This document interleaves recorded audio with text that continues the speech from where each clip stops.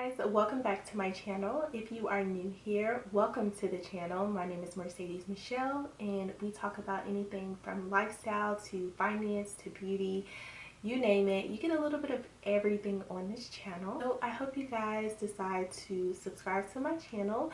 If you find this video interesting, go ahead and give it a thumbs up. And yeah, let's get right into this video. So today we are going to be talking about home buying, and it's not going to be the fun part, the shopping for our dream home. It's going to be the money, yes, the cost, how much it's going to take to purchase your very first home, your starter home, or if you're just shopping around for another home. You probably are familiar with the process, but I am just going to break down the numbers for you. So let's get into the buying process. Okay guys, so this mock budget is going to consist of a home that ranges from $250,000. Now, I know you may not be in the great state of Texas and housing may not run within this price at all.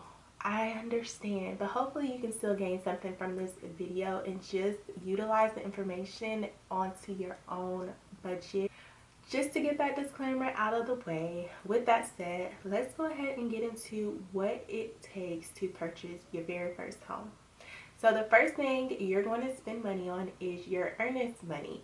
Now your earnest money can run you between $500, $1,000, up to 1% of the house cost. So if you're purchasing a $250,000 house, your earnest money can be 1% of that $250,000.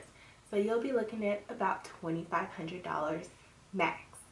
Now, that is going to depend on the seller. If you are buying a home that is new construction, they typically want a check for $500 to $1,000. But again, it depends on the seller. Now, after you've found your dream home, you put down the earnest money, you are stating you want to purchase this home, you are buying the contract for this home. Now, if you choose to walk away after you've placed your earnest money down, guess what? There's a good chance you may lose that earnest money, and we don't want that to happen. So make sure that the home you're buying is truly the home you want. Now, if something goes wrong with the seller, they back out, they change some things on you, they don't come through on their end, then yes, you can get your earnest money back. But if it's the other way around, you better count your losses, because it's a good chance they're going to keep that money, and that is the whole reason of them charging you that earnest money. It's still your money if you do follow through with the contract, but if you don't, it's theirs to keep. So moving on, we paid our money, we're buying our house, and that's that. Now it's time to start preparing for the closing process. This is where all of the money begins to rack up. So when you're purchasing a home, you typically have to get an appraisal on the home. Now, if you are buying a pre-existing home, the seller may have already purchased an appraisal on the home. That is how they know how to market their home and how much to sell their home for. If you're purchasing a new construction home, you have to go out and get an appraisal. Your lender is going to request that you get an appraisal. The appraisal is just basically stating, hey, I'm buying this house at $250,000 and it's actually worth that amount or more. It's always a good thing if it's worth more. If it's worth less than, as far as the appraisal, that's not good, because there's a good chance that your lender is not going to want to go through with that loan unless the seller decides to come down on the home, or they're not going to do that loan for you. So you got your appraisal, the house comes in at what it's supposed to. Now it's time to move on and get ready to close. Now this is where a lot of people tend to get nervous and they're not fully prepared for everything that closing entails. So please pay close attention to what is expected at closing.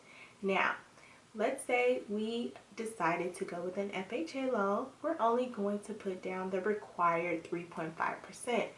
great, because that is not going to deplete our savings, and we're still going to have money left over to furnish this house. So at 3.5%, you have a $250,000 house. That is going to bring your down payment to $8,750. So automatically, that is what is expected of you at closing. Now, anything additional, we'll learn here real soon. But at minimum, you are going to be writing a check for $8,750. Unless you have down payment assistance programs, then you may not be writing that much. So moving on to our closing costs. Closing costs can range anywhere between 2 to 6% of your total home price. So that $250,000, it can range anywhere between 2 to 6%. Now, for this mock budget, we're going to say 4% is going to be our closing costs. Many people don't expect this. So let's break down what exactly closing cost is. Now, it does include your down payment, but it's in addition to your down payment. Always remember that. It's in addition, not all in that $8,750. So you have to think about things that are going to be included in closing costs. You have your title fees, your builder fees, you have anything from your homeowners insurance. At least 1 year of homeowners insurance is expected at closing. You have any HOA fees that they may be pre-advanced, so pre-interest, any PMI, anything of that nature that is pertaining to your home is going to be required at closing. So that can rack up pretty quickly, and it can get pretty expensive when it comes to your closing costs. So at this point, we're at a 4% closing cost of $250,000. That is going to bring us to $10,000 just in closing cost fees. Now all of this closing cost is going to be required to be paid by you, the buyer. Your seller is still going to be responsible for some of the closing costs, but not all. So that is something you want to make sure that you have noted and you have saved for. Now, that is going to bring you to a total of $18,750. That will be your estimated closing based off of this home.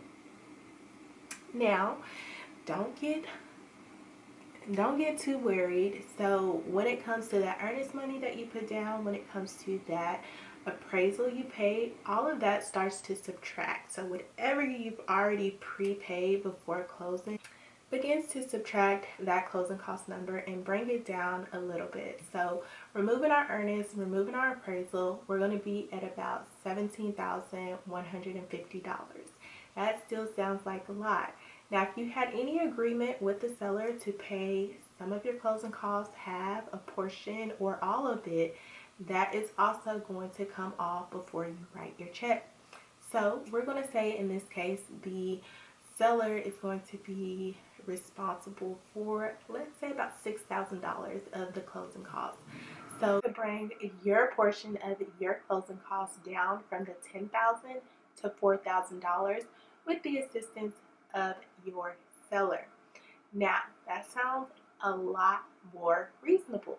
So you just take your $8,750 down payment and add it to your $4,000 closing cost, and that is going to be your total closing cost. Okay, so that is going to bring your portion of closing costs to $11,150 is what you're going to be responsible for when it comes to your portion of closing costs.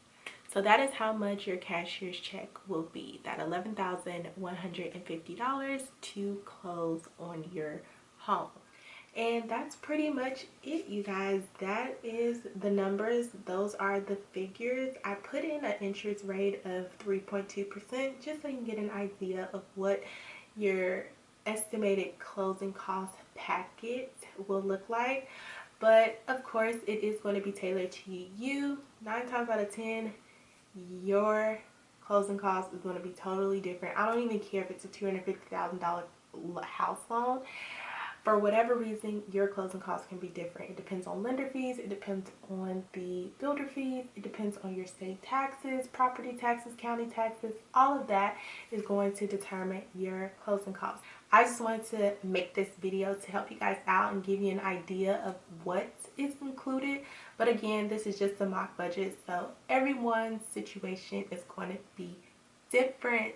Hope you guys enjoyed this video. Don't forget to give it a like so that the algorithm on YouTube will continue to suggest these videos to everyone else and they can get this information as well. I hope you guys enjoyed. Don't forget to give this video a thumbs up, and I will see you guys in my next video. Bye guys.